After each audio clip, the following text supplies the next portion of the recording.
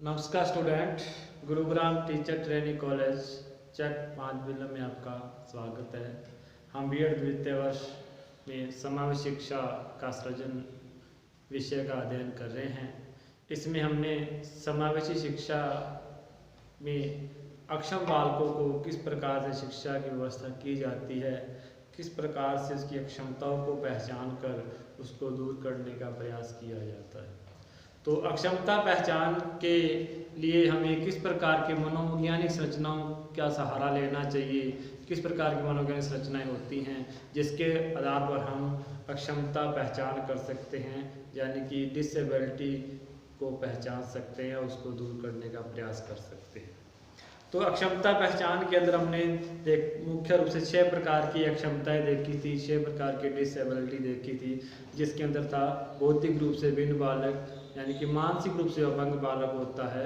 मानसिक रूप से अपंग का मतलब मानसिक रूप से विशिष्ट बालक। अब अपंग शब्द आता है तो अपने कहते हैं कि उसके अंदर अपंगता होगी, वो सामान्य बालक से पिछड़ा होगा, लेकिन जो विशिष्टता के आधार पर जो बौद्धिक क्षमता होती है उसके अंदर सृजनात्मक बालक भी आता है और प्रतिभाशाली बालक भी आता है। तो बौद्धिक आधार पर जो भिन्नता होती है, यानी विशिष्ट बालक जो होता है बौद्धिक आधार पर, वो है 4 प्रकार से। मानसिक रूप से पिछड़ा बालक है, शैक्षिक रूप से पिछड़ा बालक है, क्योंकि मानसिक स्तर उसका निम्न होगा तो शिक्षा के स्तर पर भी वो उसका प्रभाव अवश्य पड़ेगा। दूसरा है प्रतिभावान बालक और चौथा है सृजनात्मक बालक। इसमें 2 जो कैटेगरी हैं वो पिछड़े बालक की ओर इंगित करती हैं। जो 2 कैटेगरी है वो उस सामान्य बालक से उच्च स्तर को इंगित करती है, यानी कि प्रतिभावान और सृजनात्मक बालक है वो क्या है, सामान्य बालक से ऊपर की कैटेगरी होती है, उसके अंदर अपने मानते हैं। दूसरा है शारीरिक रूप से भिन्न बालक, जिसके अंदर अपने कह सकते हैं कि शारीरिक रूप से जो भिन्न बालक हैं मुख्य रूप से तो 2 प्रकार के होते हैं, जैसे कि एक तो अंग भंग हो गया, पूर्ण रूप से किसी का अंग नहीं है, हाथ नहीं है, पैर नहीं है, कट गया, मान लो जन्मजात भी हो सकता है, एक्सीडेंटली भी हो सकता है, दुर्घटना से भी हो सकता है। और दूसरा है जिसके अंदर लंबी बीमारी के कारण अपने कोई अस्वस्थ शरीर रह गया, अस्वस्थ शरीर के कारण लंबी बीमारी लग गई, जिसके कारण उसका शारीरिक विकास पूर्ण नहीं हो पाया, वो अपनी शारीरिक क्षमता का पूर्ण विकास नहीं कर पाया। तो इसके साथ ही दृष्टिबाधिता और श्रवण बाधिता, ये भी एक शारीरिक क्षमता के अंदर अपने गिनेंगे इनको, कि जिसके अंदर जो दृष्टि दोष है कहीं ना कहीं वो शारीरिकता से जुड़ा हुआ है, और श्रवण बाधिता है वो भी एक शारीरिक क्षमता है जिसके कारण वो अपने अधिगम को पूरी तरह से कर नहीं पाता। तीसरा है जो मौखिक संचार से भिन्न बालक है। मौखिक संचार से भिन्न बालक का अर्थ है जिसके अंदर स्पीच की या वाक अपंगता आती है, वाणी अपंगता आती है, वाणी विकलांगता आती है, लैंग्वेज से संबंधित प्रॉब्लम, भाषा संबंधी प्रॉब्लम और बोलने संबंधी प्रॉब्लम, जो दोनों ही चीज़ें हैं उसके अंदर आती है। चौथा जो प्रकार मैंने देखा था मनोसामाजिक रूप से भिन्न बालक। तो मनोसामाजिक रूप से भिन्न बालक का मतलब है मानसिक विकास उसका सही ढंग से नहीं हो पाता, सामाजिक विकास उसका सही तरीके से नहीं हो पाता, वो बालक समाज में सही तरीके से रह नहीं पाता। उसके कई कारण हो सकते हैं, जैसे वो संवेगात्मक रूप से स्थिर बालक, उसके संवेगों पर खुद का कंट्रोल नहीं है, उसको क्या करना, किस समय क्या करना चाहिए, किस प्रकार के भाव उत्पन्न करने चाहिए, उसका ज्ञान नहीं हो पाता। वो एकदम से क्रोधी हो जाएगा, छोटी सी बात में क्रोध उत्पन्न लग जाएगा, यदि किसी थोड़ी सी बात भी वो हंसने भी लग जाएगा। जिस प्रकार से वो अपने संवेगों पर कंट्रोल नहीं कर पाएगा, घृणा करना, ईर्ष्या करना, उसके अंदर क्रोध पैदा होना और अचानक जो खुशी पैदा हो जाना, इस प्रकार के संवेगों में कंट्रोल नहीं होता। उसको उस प्रकार की जो स्थिति पर नियंत्रण रखना चाहिए वो नहीं कर पाता, जैसे कि वो संवेगों में अशांत हो जाता है, जिसके कारण वो कहीं ना कहीं समाज में उसको एडजस्ट करने में दिक्कत आती है, यानी कि सामाजिक रूप से वो कुसमाजित हो जाता है। उसके साथ ही वो समस्यात्मक बालक है। 3 जो कैटेगरी समस्यात्मक बालक के रूप में भी आ जाता है, तो समस्यात्मक बालक के रूप में उसका, और समस्यात्मक बालक के रूप में जब है तो उसके अंदर उसकी जो कैटेगरी आगे बढ़ेगी, या उसमें एक और कैटेगरी जो मनोसामाजिक के रूप में होगी वो क्या है, अपराधी बालक है।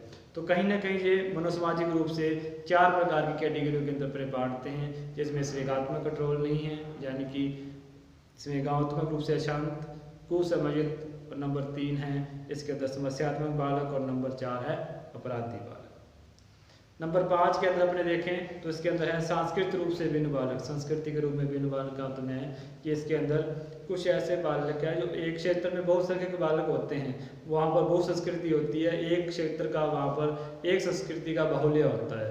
तो वहाँ पर जब अलग संस्कृति निवास करती है तो उसको निवास करने में कहीं ना कहीं उस सामाजिक ढांचे में डलने में कहीं ना कहीं समस्या आती है। तो उसमें अधिगम असुविधा होती है, क्योंकि उसको अपने संस्कृति के आधार पर जो अधिगम है, सीखने की जो वस्तु, भौतिक वस्तुएं चाहिए, वातावरण चाहिए, वो नहीं मिल पाता। इसका मतलब उसके अंदर अधिगम असुविधा युक्त वातावरण मिलता है, तो अधिगम असुविधा युक्त बालक होता है। दूसरा है कि सांस्कृतिक रूप से वंचित अल्पसंख्यक बालक। सांस्कृतिक रूप से बालक को मान लो अपने विद्यालय का उदाहरण लें तो विद्यालय में एक बहु सांस्कृतिक बालक है, वहाँ पर पढ़ रहे हैं, तो अलग संस्कृति का जो बालक आएगा तो वो कहीं ना कहीं क्लास के अंदर उसको असुविधा होगी, वो उसको उन बच्चों से घुलने मिलने में भी असुविधा होगी, और बालक जो टीचर है, अध्यापक है, उनको भी पढ़ाने के अंदर क्षेत्रीय भाषा के रूप में समस्या आ सकती है। क्योंकि यदि वो उस क्षेत्र की भाषा को नहीं समझता, वो अपनी मातृभाषा को समझता है, तो कहीं ना कहीं उसको शिक्षण करने में दिक्कत आएगी। तो इस प्रकार के बालक है वह अक्षमता पहचान के अंदर ही आएगा। इसीलिए तो अपने आज की जो शिक्षा नीति के अंदर कह रहे हैं, यहाँ 8 2009 का कि प्राइमरी जो भाषा है या प्राइमरी जो शिक्षा है वो कम से कम बालक को मातृभाषा में दी जाए, उसकी जो मदर टंग है उसके अंदर दी जाए। इसलिए क्या है, शिक्षक को भी कई भाषा का ज्ञान होना आवश्यक है, ताकि वो बालक को उसकी संस्कृति के आधार पर मातृभाषा के अंदर क्या है शिक्षा दे सके। नंबर आगे है जो नंबर 6 था, वंचन के आधार पर हमने देखा था। वंचन के आधार पर एक तो वंचन का मतलब है जिसके अंदर वंचित रह गया, किसी कारण से किसी चीज़ के लिए वो वंचित रह गया। तो वंचित का अर्थ यही है कि वो सामाजिक रूप से वंचित बालक हो सकता है। वही बात है कि बहु संस्कृति के अंदर, अलग संस्कृति की बात है, निवास कर रहा है, तो वहाँ पर उसका जो विकास है वो पूरी तरह से नहीं हो पा रहा। जितना उसको मिलना चाहिए, अपनी योग्यता रखता है, उसको नहीं मिल रहा, सामाजिक रूप से नहीं मिल पा रहा, सामाजिक कारणों के कारण नहीं मिल पा रहा, और सामाजिक रूप से वंचित बालक हो जाएगा। यदि उनको आर्थिक कारण से पारिवारिक स्थिति है वो आर्थिक रूप से कमजोर है, तो आर्थिक कारणों से वो अपनी सुविधाओं का लाभ नहीं ले पा रहा, अपनी योग्यता के अनुसार लाभ नहीं ले पा रहा, तो उसको हम कहेंगे आर्थिक रूप से वंचित बालक। तो इस प्रकार से हमने 6 मुख्य रूप से जो क्षमताएं देखी या भिन्नताएं देखी, इन्हीं के आधार पर हम उसको क्षमता पहचान करते हैं। तो इसके अंदर जो बालक किसी भी तरह की क्षमता रखता है तो उसको दूर करने का प्रयास किया जाता है। तो इसके अंदर हमने जो अक्षमता और समावेश जो टॉपिक किया था, उसके अंदर हर एक अक्षमता के अर्थ, उसकी पहचान और उसके लिए शैक्षिक उपलब्धियां या शैक्षिक सुविधाओं के बारे में चर्चा की थी। 3 टॉपिक के आधार पर हमने चर्चा की थी कि क्या उसका अर्थ क्या होता है, उसके लक्षण क्या होते हैं, उसकी विशेषताएं क्या होती है, और उसके लिए किस प्रकार की शैक्षिक सुविधाएं दी जाए। तो इसके आधार पर हमने अलग अलग क्षमता के आधार पर अलग पहचानते हुए उसके लिए हमने क्या है सुविधाएं या उसको शैक्षिक सुविधा देने का प्रयास किया था अक्षमता और समावेशन विषय के अंदर, इकाई नंबर 1 के अंदर। तो इसके आधार पर जो मनोवैज्ञानिक संरचना है, तो मनोवैज्ञानिक विधियों के द्वारा किस प्रकार से इसकी पहचान की जा सकती है, तो उसके लिए हम एक जो विधियां हैं, कॉमन रूप से जो विधि हैं उसको हमने बातें करेंगे। उसके लिए क्या हम अध्ययन करेंगे कि किस प्रकार की विधियों के द्वारा किस प्रकार से हम इन बालकों को पहचान सकते हैं, उसका बुद्धि परीक्षण लेकर के, उसके व्यक्तित्व पहचान करके, उसका अवलोकन करके, अवलोकन के अंदर भी अपने उसके लिए कई विधियों का अंतर्दर्शन विधियां हैं या कुछ प्रकार की जो विधियां हैं उसका भी अपने सहारा लेंगे। साक्षात्कार विधि है, प्रश्नावली विधि है, तो रेटिंग स्केल विधि है। तो इस प्रकार से कई विधियों के द्वारा हम उसकी पहचान करते हैं, जिससे कि उसका व्यक्तित्व का पता चल सके, उसकी जो मानसिक स्थिति का पता चल सके, उसकी शारीरिक स्थिति का पता चल सके। इसके बारे में हम अध्ययन करेंगे।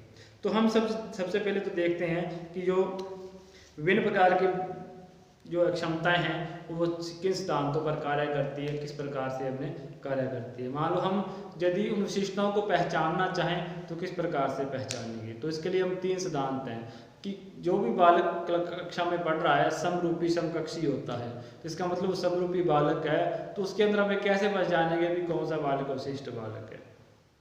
तो मान लो एक कक्षा के अंदर 100 बालक है, तो 100 बालक में से आप सभी को यदि देखें तो अपने परिभाषा के अंदर विशिष्ट बालक की परिभाषा देखते हैं तो विशिष्ट बालक की परिभाषा में देखते हैं कि विशिष्ट बालक, प्रत्येक बालक कहीं ना कहीं यूनिक होता है, कहीं ना कहीं यूनिक होता है, विशिष्ट होता है और उसके अंदर विशिष्टता पाई जाती है। इसका मतलब तो सभी बालक विशिष्ट हो गए। सभी बालक यदि विशिष्ट हो गए तो सभी के लिए अलग अलग सुविधाएं होनी चाहिए, सभी के लिए अलग अलग क्या है सुविधाएं होनी चाहिए। तो इस प्रकार से अधिकतर संभव नहीं हो पाता। तो इसके लिए हम समरूपी के लिए एक सामान्य जो संभावना वक्र लेते हैं या नॉर्मल प्रोबेबिलिटी कर्व या वक्र लेते हैं, जिसके अंदर अपने ये कहते हैं कि इस प्रकार की जो कोने के अंदर जो ज़्यादा धनात्मक है या ऋणात्मक है वो बालक विशिष्टता की श्रेणी में आते हैं। तो हम सबसे पहले तो अपने देखते हैं कि जो सिद्धांत है एक समरूपी समूह है, इसमें 3 सिद्धांतों की चर्चा की गई है। तो हम देखते हैं कि यदि एक समरूपी समूह के बालकों के लक्षणों को मापन किया जाए तो उसका वितरण सामान्य वक्र के समान होगा। तो सामान्य वक्र के बारे में अपने देखेंगे। इस सामान्य वक्र के मध्य में पड़ी लंबवत रेखा यह बताते हैं कि सामान्य बालक वे हैं जो इस बिंदु पर पड़ते हैं। बिंदु से हटने वाले समस्त बालक असामान्य हैं। इस प्रकार तो प्राय सभी बालक असामान्य से भिन्न हो जाएंगे, बालक सामान्य से भिन्न हो जाएंगे।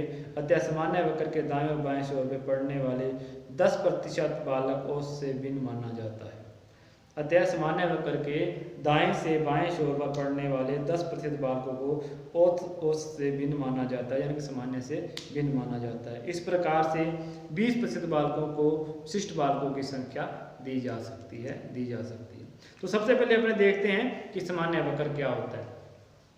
तो सामान्य वक्र सामान्य या संभावना वक्र है, नॉर्मल कर्व है। इसके अंदर अपने क्या कहते हैं, इसके अंदर अपने देखते हैं कि बालक, आपने देखा कि कक्षा के अंदर अधिकतर जो बालक हैं वो सामान्य श्रेणी के होते हैं और कुछ बालक बहुत ही पिछड़े बालक होते हैं जिसको कक्षा के अंदर कुछ भी समझ नहीं आता, कितनी बार बता दो उसको समझ नहीं आता।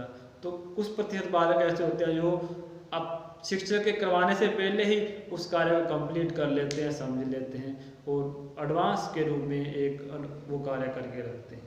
तो ऐसे बालक बहुत थोड़े होते हैं जो बिल्कुल काम नहीं करते, ऐसा बालक जो बिल्कुल ही अधिकतर काम करके सिलेबस से आगे चलते हैं। इस प्रकार के बालक भी बहुत सामान्य, बहुत ही कम होते हैं। तो इस प्रकार से जो सामान्य से अलग हैं, जिनको बिल्कुल ही कम आता है या बिल्कुल ही एडवांस में रहते हैं, वो बालक कम होते हैं, उनको हम विशिष्ट बालक की श्रेणी में लेते हैं। तो मान लो अपने बुद्धि लब्धि के आधार पर देखें तो बुद्धि लब्धि के आधार पर अपने बालकों को देखते हैं तो अधिकतर बालक हैं जो सामान्य श्रेणी में आएंगे, क्योंकि ये सामान्य वक्र होता है। इसको हम सामान्य संभावना वक्र भी बोलते हैं। तो सामान्य वक्र होता है। इसके बाद थोड़ा सा देख लेते हैं। अपने सामान्य वक्र है वो इस प्रकार से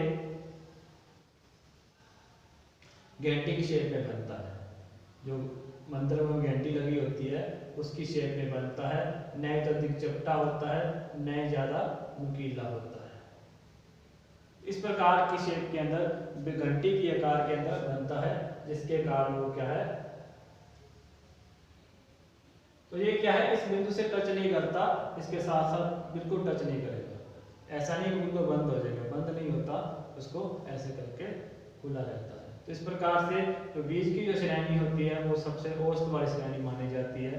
इसके इधर वाले प्लस होते हैं और इधर वाले माइनस होते हैं, दाएं और बाएं वाला प्लस होते हैं। मान लो आपने इसको बुद्धि लब्धि के आधार पर देखना है तो यहाँ पर अपने कह देते हैं कि इसमें 100 है, 90 है, 80 है, 70 है, 60 है। इधर 110, 120, 130, 140।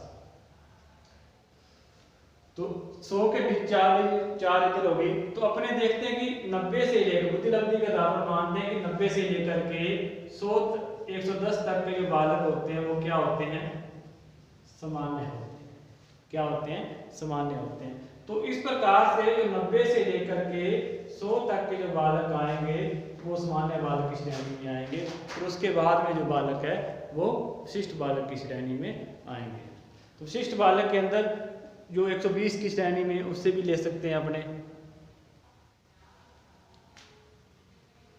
तो सामान्य वक्र के तहत जो सबसे विभिन्न होती है वो सामान्य वक्र औसत वाले होते हैं। इसका मतलब अपने ये देख लें कि इसके अंदर अपने डिवाइड करेंगे कक्षा के अंदर अपने बालक हैं वो इस प्रकार से कितने 150 50 90 और इसके बाद 150 बालक हैं। तो 150 में से इस प्रकार से सामान्य वक्र के अंदर देखेंगे तो लगभग 90% जो बालक है 90 बालक है वो सामान्य श्रेणी में आएंगे, यानी कि 90 से लेकर 110 के श्रेणी के अंदर अधिकतर जो बालक है वो सामान्य श्रेणी में आ रहे हैं। इसी प्रकार से यदि अपने इसको लेंगे इसको लेंगे इसको लेंगे तो जो लास्ट में जो 60 वाले रह जाएंगे या 90 वाले रह जाएंगे वो सिर्फ जो 10% बालक हैं वो है जो 10% बालक हैं या 10 बालक हैं वो ही इसमें रह जाएंगे। तो इस कोने में जो बालक हैं वो विशिष्ट बालक की श्रेणी में रखे जाते हैं कि इसके अंदर वो इनके लिए विशेष आवश्यकता है। तो इसमें दाएं छोर पर और बाएं छोर पर इसमें जो दायां और बायां है इसके आधार पर अपने कह सकते हैं कि इसके अंदर इस छोर पे जो बालक हैं वो विशिष्ट बालक हैं और इस प्रकार से बाकी जो बालक है अपने इसको सामान्य संभावना जो वक्र के तहत सामान्य श्रेणी के अंदर रखते हैं। इनके लिए समान संभावना बताई जाती है कि ये बालक है सामान्य के अंदर है और इसके लिए जो विशिष्ट बालक है वो अधिकतर पिछड़े बालक हैं और उसके लिए यहाँ प्रतिभाशाली बालक हो सकते हैं और ये पिछड़े बालक हो सकते हैं। इस प्रकार से संभावना के आधार पर अपने इसको क्या सामान्य वक्र के अंदर कहते हैं। तो इस आधार पर जो लास्ट वाले जो 10% बालक हैं इधर वाले और इधर वाले, तो इस प्रकार से हमने कह सकते हैं कि 10% जो बालक हैं जो 150 है उसका 10% निकाल सकते हैं अपने, तो उसके अंदर 15 बच्चे आ जाएंगे। तो इस प्रकार से 10% जो बालक हैं वो क्या है विशिष्ट बालक की श्रेणी में रखे जाएंगे। लेकिन इसका जो ग्रुप है वो समरूप ग्रुप होना चाहिए, समरूप कक्षा के रूप में होना चाहिए, जिसके अंदर हम एक सामान्य संभावना वक्र के अंदर कहते हैं कि अधिकतर जो बच्चे औसत की श्रेणी में आते हैं और जो दाएं छोर पर और बाएं छोर पर जो बालक होते हैं 10% वो बालक ही विशिष्ट बालक की श्रेणी में रखा जाता है, वो सामान्य उनको विशिष्ट बालकों की संज्ञा दी जाती है। इस प्रकार से जो एक भिन्नता व्यक्तिगत या इंटर इंडिविजुअल व्यक्तिगत अंत्य व्यक्तिगत भिन्नता होती है जब हम एक दूसरे से हम भिन्नता करते हैं। तो सामान्य वक्र में इतना ध्यान रखना है कि आपको अधिकतर जो बीच वाली रेखा वो औसत के आधार पर होती है। औसत के आधार पर हमने इसकी दाएं तरफ है जो बालक है वो उच्च श्रेणी के आ जाएंगे, इस प्रकार से इधर निम्न श्रेणी के आ जाएंगे। इसी प्रकार से आप कई उदाहरण ले सकते हैं, खेल के मैदान का भी उदाहरण ले सकते हैं।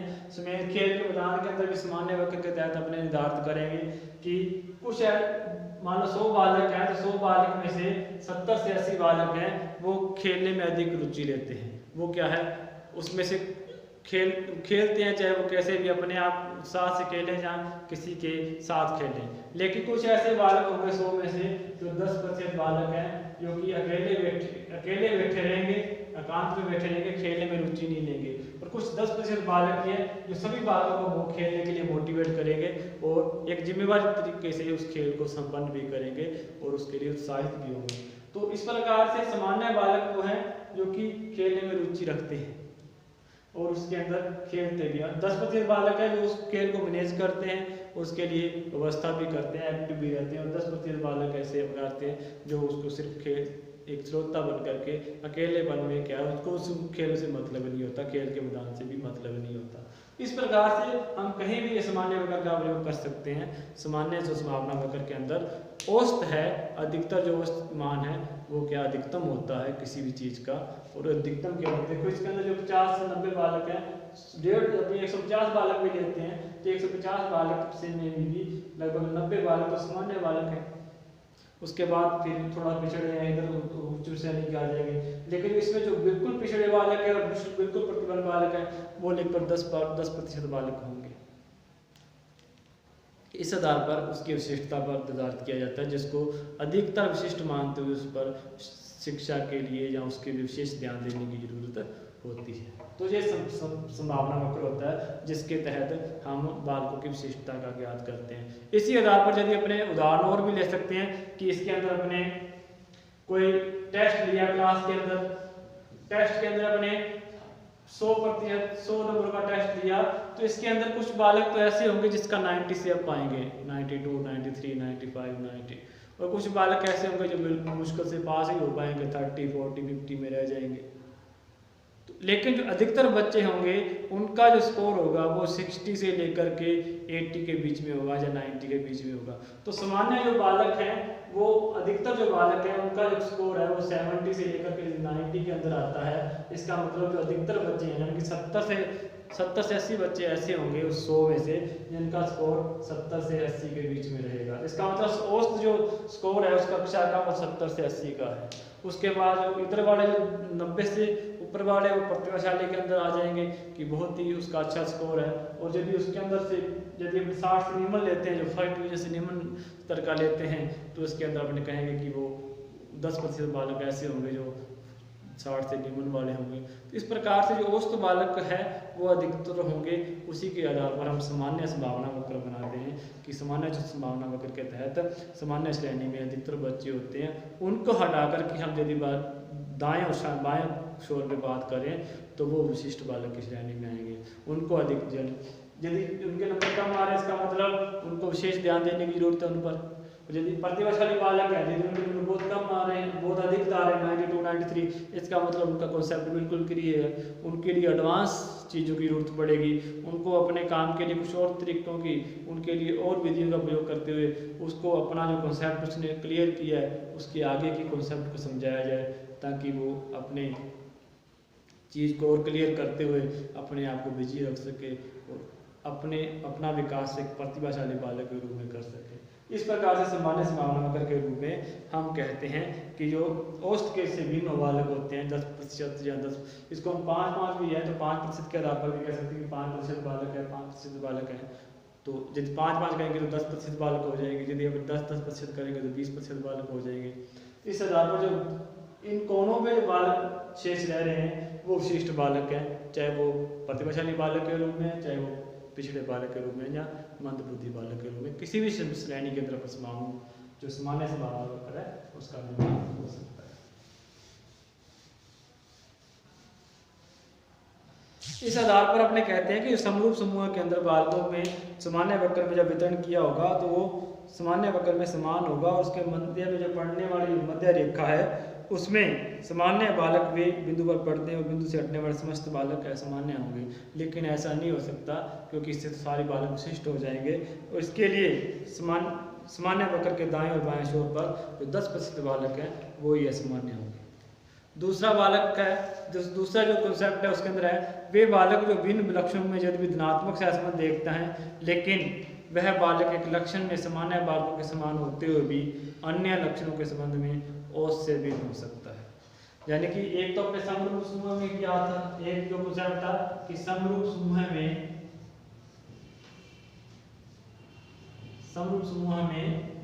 सामान्य वक्र के तहत जो सामान्य वक्र है, सामान्य वक्र में दाएं व बाएं छोर पर पढ़ने या छोर पर अंकित बालक या रहने वाले बालक हैं जो वो क्या है औसत से भिन्न होंगे। 10% बालक हैं जो छोर पर पढ़ने वाले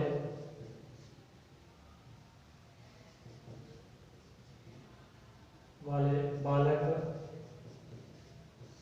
औसत से भिन्न होंगे।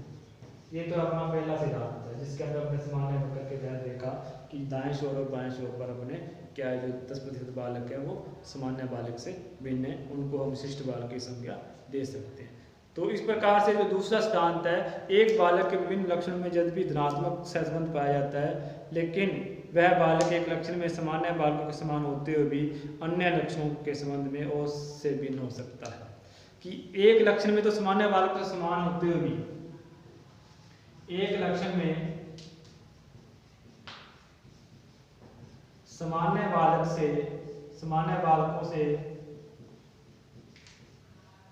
बालकों के समान होते हुए भी